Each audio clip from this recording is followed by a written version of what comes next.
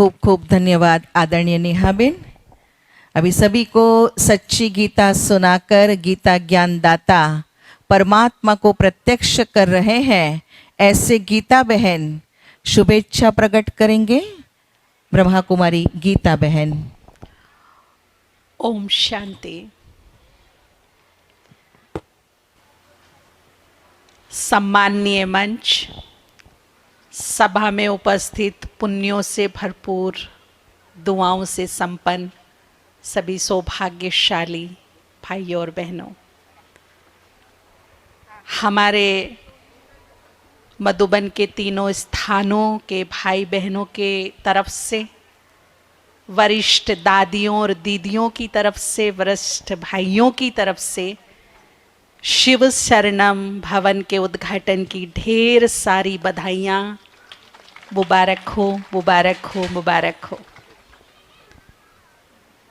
बहुत सारे भाई बहन एक प्रश्न पूछते हैं और मन में लेकर भी रखते हैं कि एक तरफ कहते हैं कि बस अब इस दुनिया का जैसे कि अंत नज़दीक है, कलयुग अपनी अंतिम घड़ियां गिन रहा है, दूसरी तरफ आप ये भवन बनाते जा रहे हो।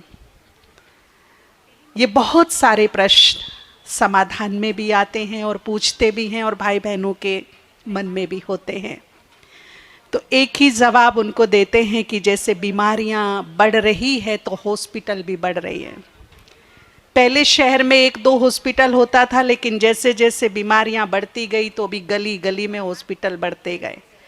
ऐसे ही जैसे मनोरोग बढ़ते जा रही हैं, दुख बढ़ते जा रही हैं, अशांति बढ़ती जा रही है, तो गली गली में भगवान के रूहानी हॉस्पिटल भी खुलते जा रही हैं। ये डिमांड है समय की, ज़रूरत है। एक बहुत सुंदर मुझे कहानी याद आ रही है कि इन स्थानों से क्या होने वाला है। एक शिकारी भाई पंछियों का शिकार करता था, बहुत ही माहिर था, उड़ते पंछी को मार डालता था। पंछी उस एरिया से भयभीत होकर के वनों की, जंगलों की ओर चले गए, पर वो आदत से मजबूर था। जब उसे कोई पंछी नहीं मिलता था तो बेचैनी हो जाती थी। एक दिन उसने संकल्प किया कि मैं जंगल में जाता हूं, वहां पंछी मिलेंगे और उनका मैं शिकार करूंगा। जैसे वो जंगल की ओर जा रहा था तो पंछी चू चू चू चू करके आगे की ओर भाग रहे थे डर के। जंगल के बीच में एक नदी बह रही थी। उसने अचानक देखा कि नदी में एक संत स्नान कर रहे हैं और उनके कंधे पर, सर पर, हाथों पर बहुत सारे पंछी बैठे हैं, इंजॉय कर रहे हैं, दाना उनकी हथेली से चुग रहे हैं। तो उसको बड़ा वंडर लगा कि मेरे से डरकर भाग रहे हैं दूर दूर दूर, और इस संत के तो पूरे शरीर पर पंछी बैठे हैं, इतने प्यार से दाना चुन रहे हैं। वो देखता रहा इस सीन को। थोड़ी देर के बाद वो संत वहां से निकले तो इस शिकारी भाई को संकल्प आया कि क्यों ना मैं भी इसी ही स्थान पर नदी में खड़ा हो जाऊं, तो पंछी मेरे ऊपर आके बैठ जाएंगे और मेरा शिकार करना आसान हो जाएगा। अब वो भाई उसी नदी में, उसी स्थान पर जाकर खड़ा होता है। किनारे पर थोड़ा सा दाना रखा होता है तो उनको दाना उठाकर लालच देने लगता है, और थोड़ी ही देर में पलक झपकते ही बहुत सारे पंछी उसके भी ऊपर आकर बैठ जाते हैं। परंतु पल भर में ही चेंज हो गया। जो वो हिंसक वृत्ति लेकर आया था पंछियों का शिकार करने के लिए, जैसे ही नदी में गया, संत वाले स्थान पर खड़ा हुआ, उसकी वृत्ति टोटली चेंज हो गई। अब पंछियों के मारने की जो भावना थी वो खत्म हो गई।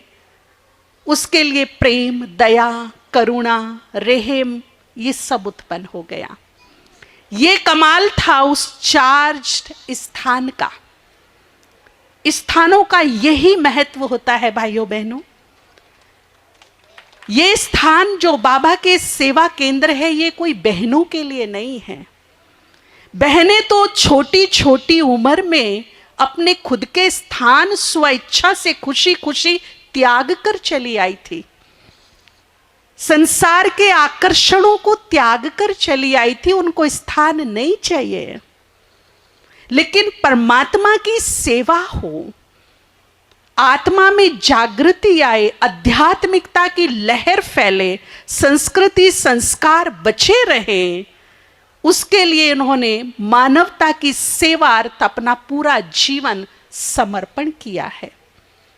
उन भाई बहनों के लिए जो सैकड़ों साधक बैठकर शांति से साधना कर सके, रोज गीता ज्ञान का श्रवण कर सके, दुखी लोग आकर सुख की अंजलि ले सके, जो अशांत टेंशन में है उन्हें शांति की थोड़ी सी लाइट मिल जाए, भटकते हुओं को राह मिल जाए, उसके लिए ये सेवा केंद्र दिनों दिन बना रही है, बनते जाए।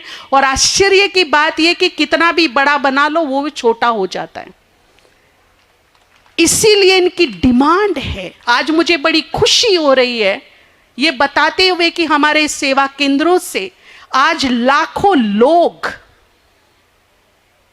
जो मनोरोगी हैं, टेंशन में, डिप्रेशन में, नींद ना आना, यहां तक कि जो आप सुन रहे थे कि जिनकी इच्छा ही जीने की खत्म हो गई है, सुसाइड करना चाहते हैं, ऐसे हजारों लोगों ने आकर इन्हीं सेवा केंद्रों पर शांति पाई है, नया जीवन पाया है, सुंदर सुखद नींद पाई है, मन का चैन पाया है।